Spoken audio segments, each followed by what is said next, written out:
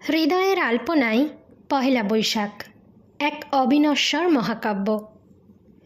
বৈশাখের তপ্ত নিঃশ্বাসে যখন ধরণী তৃষ্ণার্ত চাতকের মতো আকাশপানে চেয়ে থাকে আর দিগন্তরেখায় কাল বৈশাখের উদ্ধত নীল মেঘগুলো মহাকালের ডমরু বাজিয়ে ধেয়ে আসে, তখন প্রত্যেক বাঙালির রক্তে এক আদিম স্পন্দন জাগে।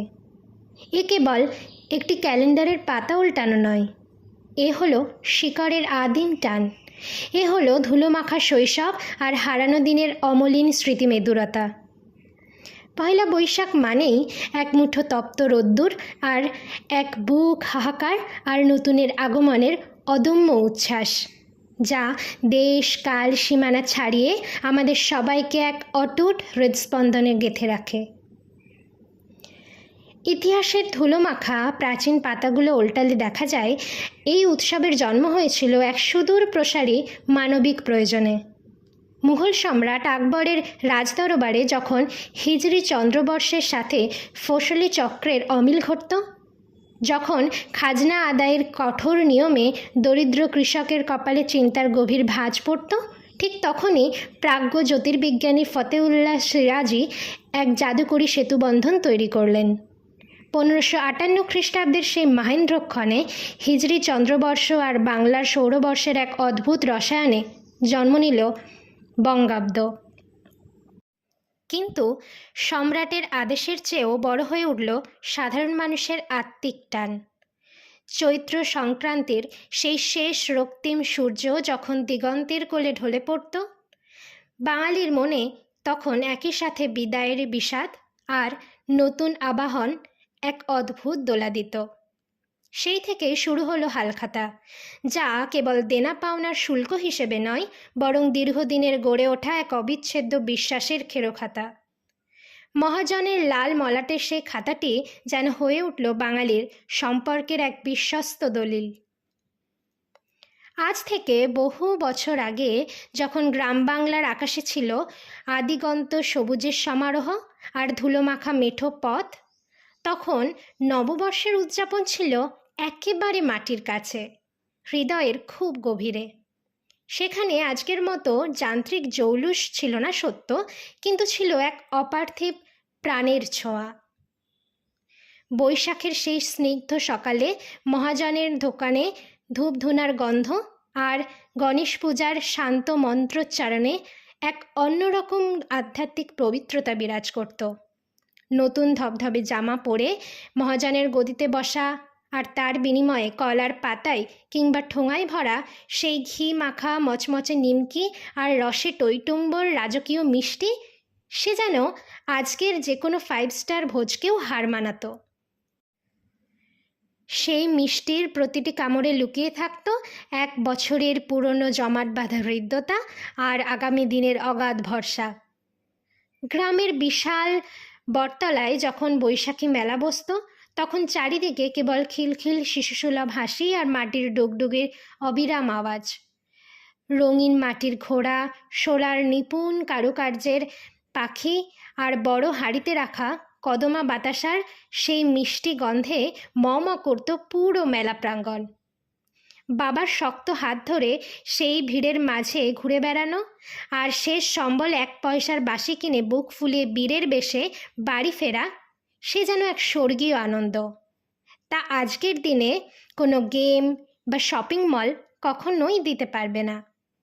সেই মেলা ছিল মানুষের সাথে মানুষের মিলনের এক মহা মিলন মেলা। চৈত্র সংক্রান্তির নীল পুজো আর চড়কের সেই গা ছমছমে রোমাঞ্চ ছিল বাঙালির আদিম সাহসিকতার জীবন্ত প্রতীক। ঢাকের গমগমে বাদ্য আর সন্ন্যাসীদের গগনবিদারী গর্জনে যখন আকাশ বাতাস প্রকম্পিত হতো, তখন মনে হতো এ যেন আদিম অশুভ শক্তিকে চিরতরে বিদায় জানিয়ে পরম শুভকে আবাহন করার এক লোকজ প্রার্থনা। আগুনের ওপর দিয়ে হাঁটা কিংবা কাটার বিছানায় শোয়া সবই ছিল এক পরম বিশ্বাসের পরীক্ষা।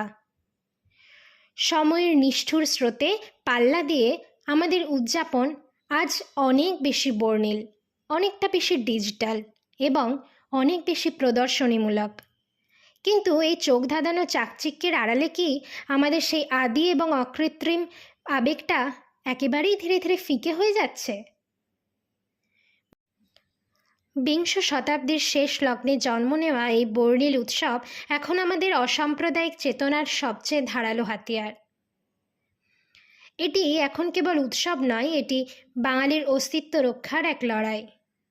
যে পান্তা লঙ্কা ছিল মেহনতি কৃষকের দুপুরের কাঠফাটা রোদে ক্লান্তি মেটানোর একমাত্র শীতল সহায়, আজ তা শহরের শীততাপ নিয়ন্ত্রিত আভিজাত্যের ড্রয়িং রুমে এক বিলাসী ফ্যাশন হয়ে দাঁড়িয়েছে।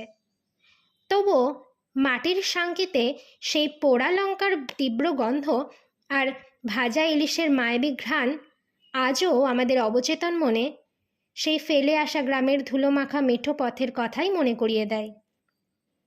এখন নতুন জামার খসখসে মন ভোলানো গন্ধের চেয়ে স্মার্টফোনে ছবির লাইক আর শেয়ার হয়তো বেশি গুরুত্ব পায়। তবুও ভিডিও কলের ওপাশে বিদেশের কনকনে ঠান্ডায় বসে থাকা প্রবাসী বাঙালি যখন ল্যাপটপের পর্দায় দেশের বৈশাখী ঝড়ের দৃশ্য দেখে অজান্তেই চোখের জল মোছেন, তখন বোঝা যায় পহেলা বৈশাখ আমাদের হৃদয়ের কত গভীরে শেকড় গেড়ে বসে আছে। টেকনিক্যালি জটিল যুগেও কিছু গভীর অনুভূতি আজও আমরা ভুলতে পারিনি। আজও বৈশাখী ভোরে গ্রাম থেকে শহর সবখানে মা ঠাকুমারা পরম মমতায় ঘর দুয়ার পরিষ্কার করে নতুন আলপনা দেন। আজও বড়দের পা ছুঁয়ে প্রণাম করার পর সেই মাথায় রাখা আশীর্বাদী হাত এক অদ্ভুত স্বর্গীয় প্রশান্তি মনে এনে দেয়। আজও কালবৈশাখীর সেই প্রথম পাগলা করা বৃষ্টির ঝাপটায় আমরা এক নিমেষে সব বয়স ভুলে যাই, দিয়ে সেই আমরা ফিরে যাই এক ছোট্ট শিশুতে। পহেলা বৈশাখ আমাদের প্রতি বছর বারবার এই সত্যিটাই মনে করিয়ে দেয়, আমরা লড়াই করতে জানি, আমরা বুক দিয়ে ভালোবাসতে জানি, আর দিন শেষে আমরা গর্বিত বাঙালি। পুরনো দিনের সেই শান্ত শীতল বাঁশবন আর আজকের ইট কাঠের কোলাহলপূর্ণ যান্ত্রিক নগরী দুয়ের মাঝে নববর্ষ হলো সেই ধ্রুবতারা যা আমাদের ক্লান্ত পথ চলায় নতুন দিশা দেখায়। বৈশাখের এই তপ্ত অগ্নিস্নানে পুড়ে আমরা যখন প্রতি বছর আরও বেশি শুদ্ধ, আরও বেশি সোনা হয়ে উঠি। আধুনিকতার করাল গ্রাসে আমাদের সংস্কৃতি যেন হারিয়ে না যায়, সেই শপথই নেওয়ার দিন আজ। যান্ত্রিকতার এই জাতাকলে পিষ্ট হতে হতেও আমরা যেন বুক চিরে গেয়ে উঠতে পারি, মুছে যাক গ্লানি, ঘুচে যাক জরা, অগ্নি স্নানে শুচি হোক ধরা। নতুন ভোরের সেই কাঁচা সোনার রোদ আমাদের হৃদয়ের সব সংকীর্ণতা, সব অন্ধকার ধুয়ে মুছে পরিষ্কার করে দিক। প্রতিটি বাঙালির ঘরে ঘরে আবার ফিরে আসুক সেই সহজ সরল অনাবিল আনন্দ। সবার জন্য শুভ হোক এই নতুন পথ চলা, শুভ হোক আমাদের সংস্কৃতি, শুভ নববর্ষ। সবশেষে বলি, রসের আবেশ রাশি শুষ্ক করে দাও আসি, আনো আনো আনো তব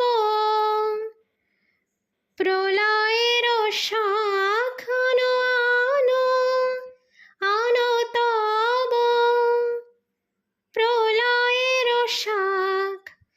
মায়ার কুচ্ছটি জল যাক দূরে যাক যাক যাক, এসো এসো এসো হে বৈশাখ, এসো এসো। তাপস নিঃশ্বাস বায়ে মুমুর সুরে দাও উড়ায়ে, বৎসরের আবর্জনা দূর হয়ে যাক যাক যাক, এসো এসো এসো হে বৈশাখ, এসো এসো।